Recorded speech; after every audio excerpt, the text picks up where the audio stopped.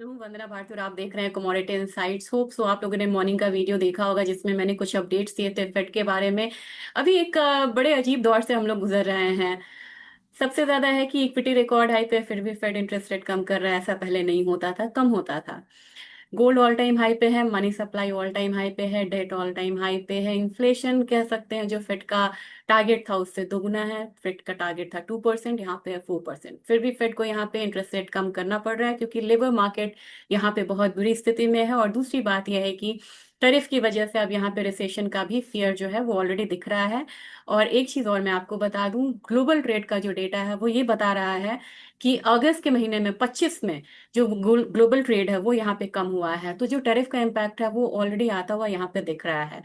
अब बात यह है कि गोल्ड और सिल्वर में फाइनली हम लोगों ने एक पॉज आता हुआ देखा है। काफी लोगों का कहना है कि अब यहाँ से करेक्शन आ सकता है, और कुछ लोगों का कहना है कि यहाँ से एक कप मतलब करेक्शन पे फिर से बाइंग आ सकती है। तो यहाँ पे कहना बड़ा मुश्किल होता है, और आप सही बोलते हैं कि कोई भी एनालिस्ट इसको पकड़ना बड़ा मुश्किल होता है। लेकिन कुछ चीजें हम अपने मतलब जो एक्सपीरियंस होता है उसको लेके हम चल सकते हैं। कुछ दिन पहले ही मैंने आपको कहा था कि यहाँ पे एटलीस्ट 25% का प्रॉफिट बुकिंग करना चाहिए, क्योंकि गोल्ड की जो रैली है ये 1 लाख से 1,10,000 तक आई है। काफी अनप्रेसिडेंटेड रैली थी। अगर सिल्वर की बात की जाए तो सिल्वर में हम लोगों ने 1,15,000 18,000 से 1,30,000 तक का लेवल आता हुआ देखा है। तो अब इतने मतलब तेजी के बाद अब मुझे लग रहा है यहाँ पे कि एक पॉज यहाँ पे आना चाहिए। लेकिन उस पॉज का ये मतलब नहीं है कि रातों रात यहाँ पे ट्रेंड जो है वो बदल गया और यहाँ पे बहुत सुपर करेक्शन आने वाला है। ना तो मैं सुपर बुलिश हूँ ना मैं सुपर बेयरिश हूँ, गोल्ड और सिल्वर दोनों में ही। हाँ, एक करेक्शन से मैं यहाँ पे डिनाई नहीं कर सकती हूँ कि एक टाइमली करेक्शन यहाँ पे आएगा, लेकिन इसका ये मतलब नहीं है कि अब यहाँ से बिल्कुल क्रैश आ जाएगा प्राइसेस में। तो आपको धीरे धीरे जो लोग यहाँ पे बाइंग में हैं वो यहाँ पे धीरे धीरे अपना प्रॉफिट बुक कर सकते हैं। काफी पहले से मैंने ये कहना शुरू किया था कि 25% तो एटलीस्ट आपको यहाँ पे प्रॉफिट बुक जो है वो कर लेना चाहिए जो लोग बाइंग में हैं। लेकिन अब ये बात है कि गोल्ड में अब फेड ने कहा कि एक इंटरेस्ट रेट कम हो गया, दो आने वाले समय में होगा। इसके बाद भी यहाँ पे गोल्ड क्यों गिरा? इसकी वजह ये है क्योंकि इक्विटी मार्केट में इंटरेस्ट रेट के कट होने से इकोनॉमिक एक्टिविटीज भी बढ़ती हैं, और इक्विटी मार्केट में इसकी वजह से एक रैली आई है काफी बढ़िया। और रिकॉर्ड हाई पे हम लोगों ने डाउ जोन्स को जाता हुआ देखा है। इसकी वजह से भी यहाँ पे गोल्ड सिल्वर में एक दबाव आता हुआ देखा है। लेकिन अल्टीमेटली इन्फ्लेशन बढ़ेगा तो गोल्ड उस रैली को चेस जरूर करेगा, और जो भी करेक्शन आएगा उस पे फिर से फिजिकल बाइंग इस बार बढ़ने की उम्मीद है। और गोल्ड अगर यहाँ पे करेक्ट होता और सिल्वर करेक्ट होता तो बिलीव मी, ईटीएफ बाइंग से ज्यादा यहाँ इस बार लोग फिजिकल में बाइंग करेंगे, क्योंकि उन्हें पता है कि रैली स्ट्रांग है। तो ये एक छोटा सा मेरा मतलब जो अपना एक्सपीरियंस था उसको मैं बोल रही हूँ। अब यहाँ से आपको सेल देना बड़ा मतलब वो होता है कि मैं एक तो मैं दे नहीं सकती, और बहुत ज्यादा करेक्शन आएगा ये भी मुश्किल है बोलना, और यहाँ से बहुत ज्यादा तेजी आएगी ये भी बहुत मुश्किल है। तो शॉर्ट पोजीशंस आप ले सकते हैं यहाँ पे दोनों साइड का, जैसे जैसे आपको अपॉर्चुनिटी मिले। लेवल्स की बात करते हैं, और लेवल्स को ध्यान में रखते हुए आप यहाँ पे ट्रेड कर सकते हैं। सबसे पहले देखना होगा तो डाउ मतलब कि डॉलर इंडेक्स जो है वो यहाँ पे थोड़ा बढ़ता हुआ दिख रहा है, जो कि दबाव डालेगा फिलहाल फिलहाल गोल्ड और सिल्वर में। और डाउ जोन्स को हम लोगों ने एक रिकॉर्ड हाई कल आता हुआ देखा था, और डाउ जोन्स अब मुझे लग रहा है कि 46,500 के करीब जा सकता है धीरे धीरे। एसएनपी में बहुत ज्यादा मूव नहीं आई थी, क्योंकि रेट कट से इकोनॉमिक एक्टिविटीज बढ़ेंगी एक्चुअल में। तो डाउ जोन्स पे ज्यादा मूव यहाँ पे दिखाया गया था। अब यहाँ पे रेट कट होने के बाद आपको यूएस ट्रेजरी देखना बहुत जरूरी है, और वहां पे एक अपसाइड जो है देखने को मिल रहा है। गोल्ड की बात की जाए तो गोल्ड जो है वो फ्यूचर्स में तो यहाँ पे 0.7% डाउन है। लेकिन अगर बात की जाए कि स्पॉट मार्केट में क्या हाल है, तो स्पॉट मार्केट में गोल्ड यहाँ पे सिर्फ 0.1% डाउन है। सिल्वर की बात की जाए तो सिल्वर 41.84 है, और इसमें हल्की सी जो गिरावट है वो फ्यूचर्स में है। अगर हम यहाँ पे बात करें कि मतलब कि स्पॉट में क्या है, तो स्पॉट में भी आपको 41.48 के करीब है। और मैं एक लेवल्स देना चाह रही हूँ, सपोर्ट का मैं लेवल्स देना चाह रही हूँ, वहां तक सिल्वर करेक्ट होके आ सकता है, इसे मैं डिनाई नहीं कर सकती। 40.8 आपको रहेगा इसमें स्पॉट मार्केट में। फ्यूचर्स मार्केट का एक है, ये है 41.2। मैंने मॉर्निंग में भी बोला था, एक बार फिर से रिपीट करती हूँ। गोल्ड की बात की जाए तो गोल्ड मुझे बहुत ज्यादा यहाँ पे मतलब बेयरिश नहीं लग रहा है। तो अल्टीमेटली मुझे लग रहा है कि 3615 तक मतलब जो अपना स्पॉट मार्केट है वो आ सकता है। लेकिन उससे पहले 36-33 के बाद 36-15 की हम बात करेंगे, क्योंकि ये कमोडिटी बड़ी स्ट्रांग है। कल भी ये बहुत ज्यादा नहीं गिरी, आज ये गिर रही है। लेकिन सबसे पहले 36, फिर 35 का लेवल रखिए, फिर 33-15 का लेवल रखिए। कोई भी अपसाइड आपको अब कहाँ कैप्ट हो सकता है? 3680 के करीब। यानी कि अभी फिलहाल 3700 वाला जो लेवल है उसको थोड़े दिन के लिए भूलना होगा यहाँ पे, और थोड़े करेक्शन पे फिर से बाइंग जो है वो वापस आएगी।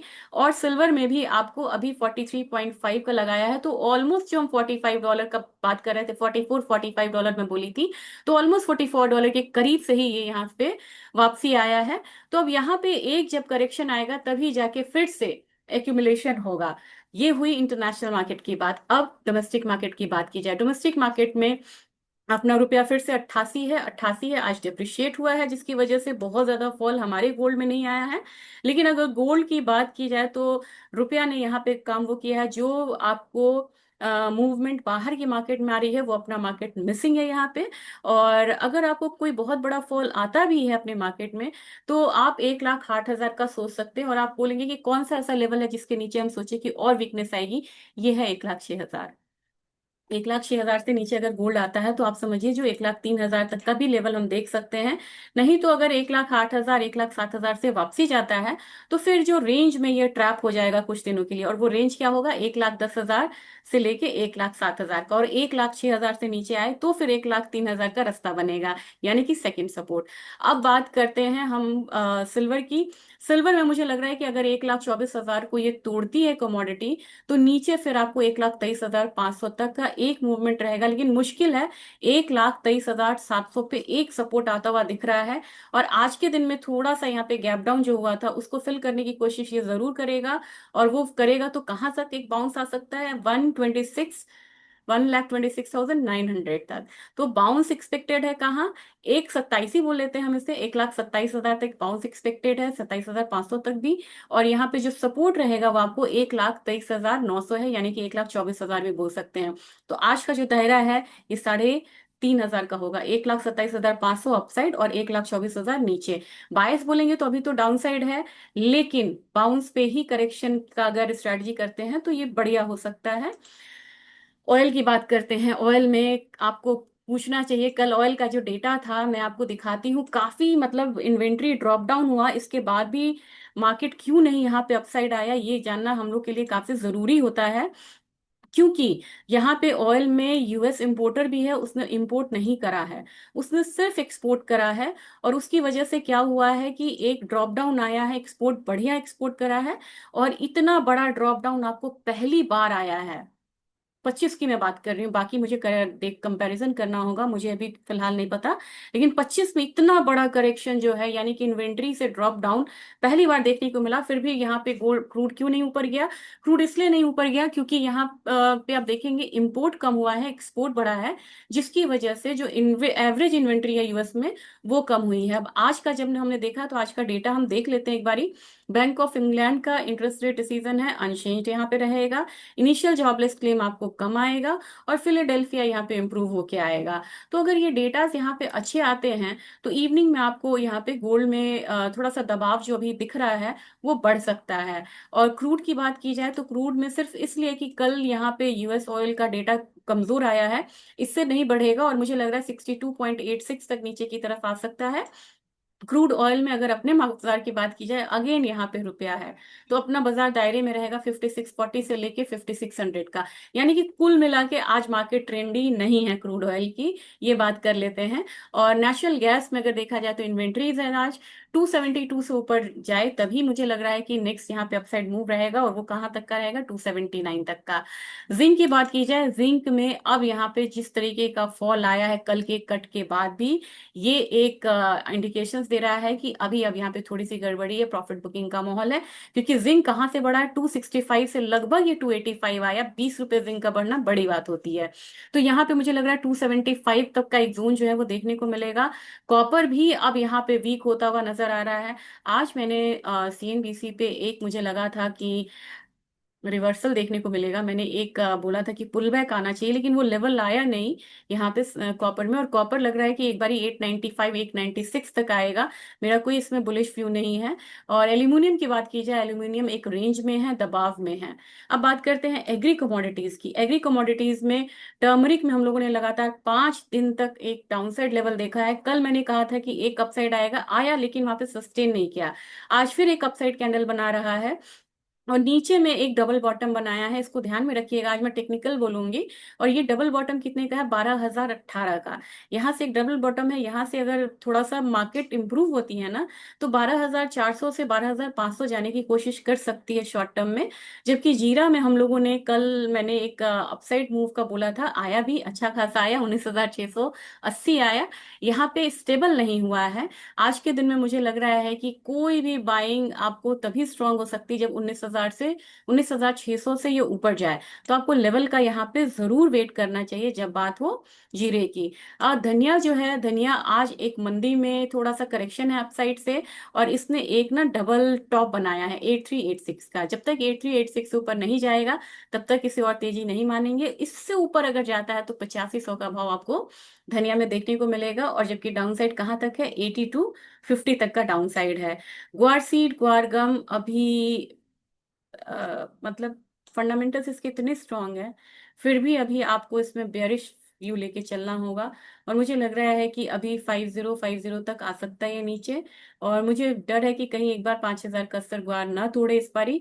और 9100 मुझे एक्सपेक्टेड है ग्वार गम में।